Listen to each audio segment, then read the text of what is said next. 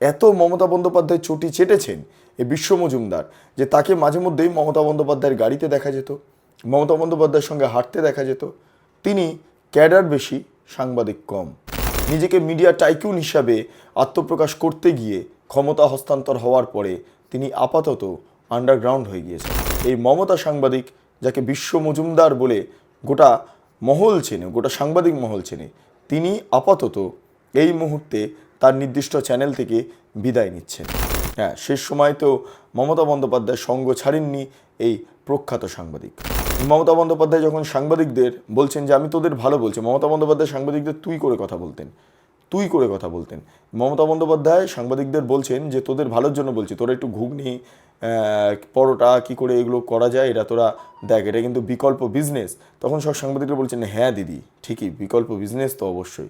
মানে এতটাই তারা নুয়ে পড়েছেন মমতা বন্দ্যোপাধ্যায়ের কাছে। নানা সূত্র মারফত খবর পেয়ে সেগুলোকে সামনে এনেছি, কারণ সংবাদ মাধ্যম হলো আয়না। সংবাদ মাধ্যম সরকারের প্রচার মাধ্যম নয়, প্রচার মাধ্যম একদমই নয়, কিন্তু খুব ইম্পর্টেন্টভাবে মমতা বন্দ্যোপাধ্যায় সেটাকেই করে দেওয়ার চেষ্টা করেছে।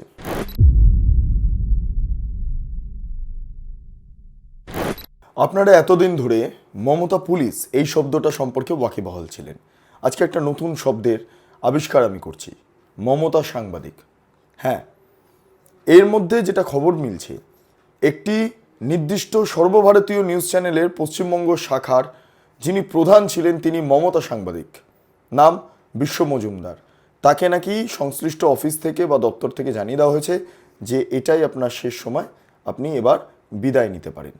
এত মমতা বন্দ্যোপাধ্যায় চটি চেটেছেন এই বিশ্ব মজুমদার যে তাকে মাঝে মধ্যেই মমতা বন্দ্যোপাধ্যায়ের গাড়িতে দেখা যেত, মমতা বন্দ্যোপাধ্যায়ের সঙ্গে হাঁটতে দেখা যেত। তিনি ক্যাডার বেশি, সাংবাদিক কম। এবং যখন ইন্টারভিউ নিতেন, অন্য কারোর ইন্টারভিউ তাকে নিতে দেখা গিয়েছে, ঠিক আছে, তিনি মমতা বন্দ্যোপাধ্যায়ের কে প্রশ্ন করছেন, কি খান, কিভাবে চলাচল করেন, এত ফিট কি করে থাকেন, এগুলো প্রশ্ন, পলিটিক্যাল প্রশ্ন কার্যত থাকতোই না। এবং তিনি একটি নির্দিষ্ট কমিটির চেয়ারম্যান পদে ছিলেন, নানা সুযোগ সুবিধা পেয়েছেন, নানা সময় নানা জায়গাতে তিনি জমি জমা কিনে একদম রিচ ম্যান যাকে বলা হয় তিনি ছিলেন। নিজেকে মিডিয়া টাইকুন হিসাবে আত্মপ্রকাশ করতে গিয়ে ক্ষমতা হস্তান্তর হওয়ার পরে তিনি আপাতত আন্ডারগ্রাউন্ড হয়ে গিয়েছেন। তার কথা আর শোনা হচ্ছে না, সে বিদায় নিয়ে নিয়েছে। অর্থাৎ এই মমতা সাংবাদিক, যাকে বিশ্ব মজুমদার বলে গোটা মহল চেনে, গোটা সাংবাদিক মহল চেনে, তিনি আপাতত এই মুহূর্তে তার নির্দিষ্ট চ্যানেল থেকে বিদায় নিচ্ছেন। হ্যাঁ, আপনাদের মনে থাকবে যেদিন রেজাল্ট বেরোলো, মমতা বন্দ্যোপাধ্যায় দুপুর 12টা-1টা নাগাদ একটা ভিডিও পোস্ট করেন, সকাল সকাল একটা ভিডিও পোস্ট করেন। সবাইকে নমস্কার জানিয়ে বলছি, প্লিজ দয়া করে কেউ কাউন্টিং এজেন্টরা এবং প্রার্থী ক্যান্ডিডেটরা তারা ভোটিং এলাকা ছেড়ে আসবেন না। স্ট্রং রুমে যেখানে কাউন্টিং হচ্ছে, মানে সেন্টারে, সেখান ছেড়ে কেউ আসবেন না। এটা বিজেপির প্ল্যান। প্রথম 2-3 রাউন্ডে আমি কালকে থেকেই বলছি যে ওদেরগুলো আগে দেখাবে, আমাদেরগুলো পরে দেখাবে। এবং অনেক জায়গায় 2-3 রাউন্ড কাউন্টিং করার পরে প্রায় 100টা জায়গায় কাউন্টিং বন্ধ করে রেখে দিয়েছে। এবং কল্যাণীতে ধরা পড়েছে 7টা মেশিন, যেখানে কোনো মিল নেই। এটা টোটাল ফোর্সফুলি সেন্ট্রাল ফোর্সকে দিয়ে চারিদিকে তৃণমূল কংগ্রেসের উপর অত্যাচার করছে। এবং সে ভিডিওতে বলছেন আপনারা একটু বিকেল অবধি অপেক্ষা করুন, সব কাজটা ধীরে ধীরে স্মুথ হবে। হ্যাঁ, দেখবেন ধীরে ধীরে তৃণমূল কংগ্রেস আবার মাথাচাড়া দিয়ে উঠছে। যখন মমতা বন্দ্যোপাধ্যায় এই কথাটা বলছেন, ঠিক সেই সময় দাঁড়িয়ে খুব ইন্টারেস্টিংভাবে ওই সময় উপস্থিত ছিলেন কালীঘাটের বাড়িতে বিশ্ব মজুমদার। হ্যাঁ, তিনি সংশ্লিষ্ট নিউজ চ্যানেলে বসেছিলেন, বসে দেখছিলেন পরিস্থিতি কেমন, কি হচ্ছে না হচ্ছে। ঠিক তারপরেই তিনি বেরিয়ে যান, স্টুডিও ছেড়ে সোজা মমতা বন্দ্যোপাধ্যায়ের বাড়িতে চলে যান। হ্যাঁ, শেষ সময় তো মমতা বন্দ্যোপাধ্যায় সঙ্গ ছাড়েননি এই প্রখ্যাত সাংবাদিক। এই সাংবাদিকের জন্য এক সময় এখানে 2021-এ ওই সংশ্লিষ্ট চ্যানেলের দায়িত্বে থাকা আরেক সাংবাদিক, তাকে দিল্লিতে গিয়ে থাকতে হয়েছিল, ওই চ্যানেলেরই দিল্লি শাখাতে গিয়ে থাকতে হয়েছিল। এমন পরিস্থিতি, একটা নির্দিষ্ট বলয়ের মধ্যে কিছু সাংবাদিককে আবদ্ধ করে রেখে প্রত্যেককে মমতা সাংবাদিক হিসাবে একদম রূপান্তরিত করার যে কাজ, তা বিশ্ব মজুমদার করে গিয়েছেন।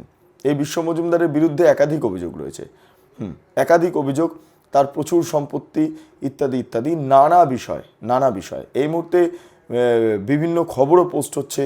আমার এক সাংবাদিক আরেক আরেক আরেক ওই নিউজ চ্যানেলেই কাজ করতেন, তাকে বেরোতে হয়েছিল, তাকে অনেক প্রবলেম ফেস করতে হয়েছিল, সেগুলোও তিনি তার যে নতুন ইউটিউব চ্যানেল সেখানে তিনি বলছেন। ফলে আমরা তো আর ওনার সাথে কাজ করিনি, কিন্তু দেখতাম মানে উনি ঠিক কিরম কিরম অবস্থায় থাকতেন। মমতা বন্দ্যোপাধ্যায় যখনই বিধানসভায় আসতেন তখন তাকে দেখা যেত, আদারওয়াইজ দেখা যেত না। মমতা বন্দ্যোপাধ্যায়ের সঙ্গে সঙ্গে ঘুরতেন, মমতা বন্দ্যোপাধ্যায়ের গাড়িতে চড়তেন।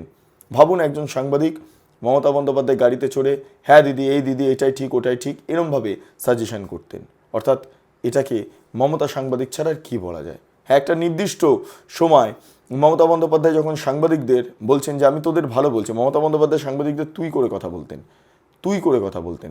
মমতা বন্দ্যোপাধ্যায় সাংবাদিকদের বলছেন যে তোদের ভালোর জন্য বলছি, তোরা একটু ঘুগনি পরোটা কী করে এগুলো করা যায় এটা তোরা দেখ, এটা কিন্তু বিকল্প বিজনেস। তখন সব সাংবাদিকরা বলছেন হ্যাঁ দিদি ঠিকই, বিকল্প বিজনেস তো অবশ্যই। মানে এতটাই তারা নুয়ে পড়েছেন মমতা বন্দ্যোপাধ্যায়ের কাছে, বা মমতা বন্দ্যোপাধ্যায়ের চটির সামনে এতটাই নুয়ে পড়েছেন। এবং তাদের অ্যাটিটিউডটাও ছিল একটা অদ্ভুত ধরনের। এই মমতা বন্দ্যোপাধ্যায়ের যারা ঘনিষ্ঠ রিপোর্টাররা ছিলেন তাদের অ্যাটিটিউডটা এরকম ছিল যে বিধানসভার ভেতরে বা নবান্নর ভেতরে, ঠিক আছে, মানে তারাই রাজত্ব করবেন। একটা একটা মনোপলি সিস্টেম যেটাকে বলা হয়, পুরো সম্পূর্ণভাবে গ্রাস করে ফেলেছিল, সম্পূর্ণভাবে একটা দাদাগিরি। হ্যাঁ, এই দাদাগিরির বাতাবরণটা এমনভাবে তৈরি করা হয় যাতে করে অন্যান্য যারা সাংবাদিকরা রয়েছেন, যারা নবাগত সাংবাদিকরা বা যারা অন্যান্য বিরোধী খবর করে এমন সাংবাদিকরা, তারা মাঝে মধ্যেই কোণঠাসা হয়েছে এবং সেখান থেকে বেঁচে ওঠা, সেখান থেকে সার্ভাইভ করা ছিল দুষ্কর, কঠিন। এমনও যেত যে মন্ত্রীদেরকে গিয়ে কানে কানে বলা হতো ওর সাথে বেশি কথা বলবেন না, ও কিন্তু ওই চ্যানেলের, ওই বিরোধী চ্যানেলের। এবার সাবধান করে দেওয়া হতো। যাই হোক, তাও এরকম চেষ্টা করেও অনেককে সেটা করতে পারেনি। বিধানসভায় গিয়ে এমনও বলা হয়েছিল যে বিধানসভার কার্ড কেড়ে নেওয়া হোক, তৎকালীন স্পিকার বিমান বন্দ্যোপাধ্যায়ের কাছে প্রস্তাবও রাখা হয়েছিল, এমন কিছু মমতা সাংবাদিকের তরফে, ঠিক আছে, এমন পরিস্থিতি। এবং সবের মূল কাণ্ডারি ছিলেন এই বিশ্ব মজুমদার। এছাড়া আরও বেশ কিছু সাংবাদিক তো অবশ্যই ছিলেন যারা অ্যাক্রিডিটেশন কমিটিতে ছিলেন। এই অ্যাক্রিডিটেশন কমিটির চেয়ারম্যান হিসেবে বিশ্ব মজুমদারের ভূমিকা কার্যত চোখে পড়ার মতো। মানে বিভিন্ন সময় বিভিন্ন লোকজন তারা অ্যাক্রিডিটেশন পেয়ে যেতেন। এমনকি এবিসি সার্কুলেশন অর্থাৎ অডিট ব্যুরো অফ সার্কুলেশন, যে তাদের ক্রাইটেরিয়া থাকে অ্যাক্রিডিটেশন কার্ড দেওয়ার জন্য, যেটা সরকার স্বীকৃত প্রেস কার্ড, সেই কার্ড দেওয়ার জন্য সেই ক্রাইটেরিয়া ফুল না হওয়া সত্ত্বেও কার্ডের পর কার্ড দিয়ে দেওয়া হয়েছে, কারণ যেহেতু ওই সংশ্লিষ্ট কাগজগুলো মমতা বন্দ্যোপাধ্যায় তোষামত করে গিয়েছে, তাই বিজ্ঞাপনও তাই দেওয়া হয়েছে। এবং অন্যদিকে দাঁড়িয়ে সরকারি বিজ্ঞাপন সেই সমস্ত খবরের কাগজ বা চ্যানেলে দেওয়া হয়নি যেগুলো বিরোধী কথা বলে বা সরকার বিরোধী মনোভাব পোষণ করে। কিন্তু একটা অদ্ভুত জিনিস, আমাদের ভারতের সাংবাদিকতার প্রথম যে সূচনা ঘটেছিল সেটা ঘটেছিল হিকেস বেঙ্গল গেজেট থেকে, এবং সেটা 1780 সালে আমাদের পশ্চিমবাংলা থেকে হয়েছিল। আর আজকে এই পশ্চিমবাংলার সাংবাদিকতার অবস্থা এতটাই নিম্ন জায়গায় চলে গিয়েছে যে চাটুকারিতা ছাড়া এখানে কোনোভাবেই সাংবাদিকতা করা সম্ভব নয়।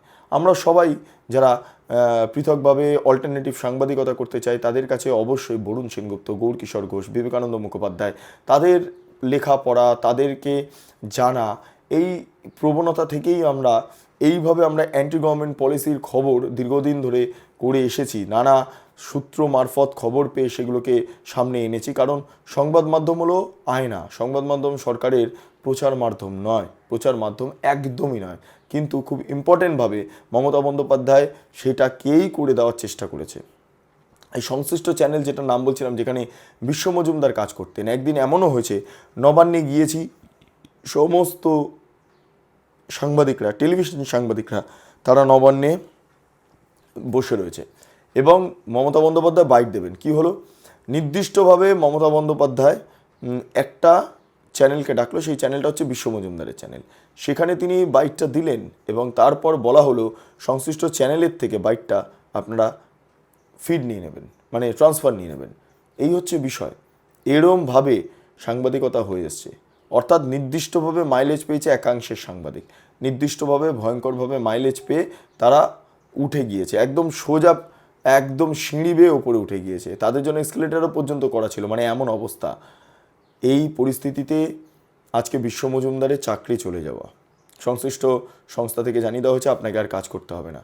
ফলে এই যে মমতা পুলিশ বা মমতা সাংবাদিক যারা, তাদের কি করুণ দশা ভবিষ্যতে হতে চলেছে সেটা কার্যত এই মুহূর্তে স্পষ্ট। যাই হোক, আপনারা যারা আমার দর্শক তাদেরকে বলবো আপনাদের মতামত অবশ্যই কমেন্ট সেকশনে জানান। আপনারা এতক্ষণ ধরে দেখছিলেন বেঙ্গল লিবার্টি। চ্যানেলটি অবশ্যই ভালো লাগলে লাইক করুন, সাবস্ক্রাইব করুন, শেয়ার করুন, বেল আইকন ক্লিক করুন www.bengalliberty.com। সেখানে ক্লিক করুন, সমস্ত খবর আপনাদের জন্য সাজানো রয়েছে। স্বাধীন, কাঁচিন এবং গেরিলা সাংবাদিকতার পাশে দাঁড়ান। অসংখ্য ধন্যবাদ।